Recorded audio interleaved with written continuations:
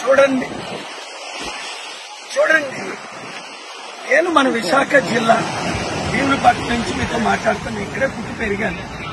మత్స్యకారుల సమస్యలు నాకు తెలుసు, రైతుల సమస్యలు ఏ విధంగా తెలుసు. మత్స్యకారులకు ఇక్కడ మినీ హార్బర్ కట్టాం. ఎన్ని సంవత్సరాల నుంచి అడుగుతున్నారు, ఎవరైనా పట్టించుకున్నారా? ఎన్ని పార్టీలు, ఎమ్మెల్యేలు, మంత్రులు వచ్చి అంతే ఎలక్షన్ ముందు వస్తారు, వెళ్ళిపోతారు. నేను మత్స్యకారులకు 3 విషయాలు. 1, మీకు మినీ హార్బర్ కట్టిస్తాం. 2, మీరు ఫిష్ ఎక్స్పోర్ట్ చేయడానికి మంచి అవైలబిలిటీ ఫెసిలిటీస్ అన్ని నేను ఇస్తాను. 3, నేను మీకు ఆర్థికంగా అన్ని విధాల 5 లక్షల కోట్లు ఇచ్చిన మిమ్మల్ని ఆదుకోలేను. కనుక మత్స్యకారులందరూ ఇంతవరకు వాళ్ళకి అవకాశం ఇచ్చారు. ఇప్పుడు నాకు విశాఖ ఎంపీగా కొండ గుర్తుకు ఓటేసి సీరియల్ నెంబర్ 16 ఒక్క అవకాశం ఇవ్వండి.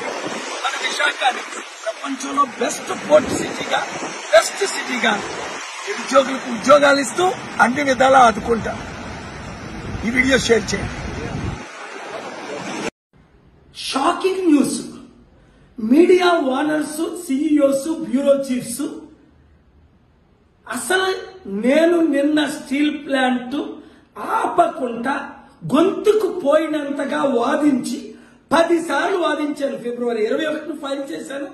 ఏప్రిల్ 24ని 25ని ఆర్డర్స్ తీసుకొచ్చాను. 1 ఇంచు స్థలం అమ్మకుంటా. ఎవరమ్మారు, ఎంతకమ్మారు, ఎందుకమ్మారు, ఎవరు కొంటున్నారు అని రుజువులతో. నేను తప్ప ఎవరైనా వాదించారా?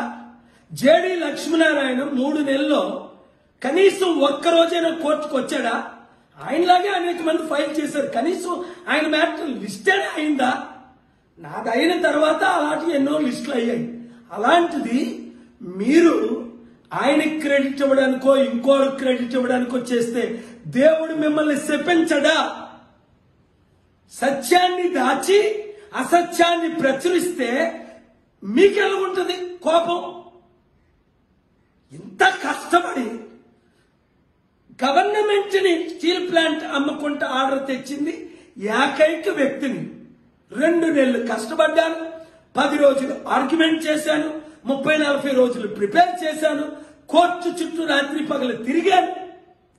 ఇంత చేస్తే నాకు క్రెడిట్ ఇవ్వడానికి మీకు దేవుడే అన్నాడు, whom the credit is due, the credit is due అని. ఇంకా ఎవరికో క్రెడిట్ ఇస్తే మీ కుటుంబాలు సర్వనాశనం అవ్వకపోతే నా పేరుకే పాలు కాదు, మిమ్మల్ని కూడా విడిచిపెట్టను.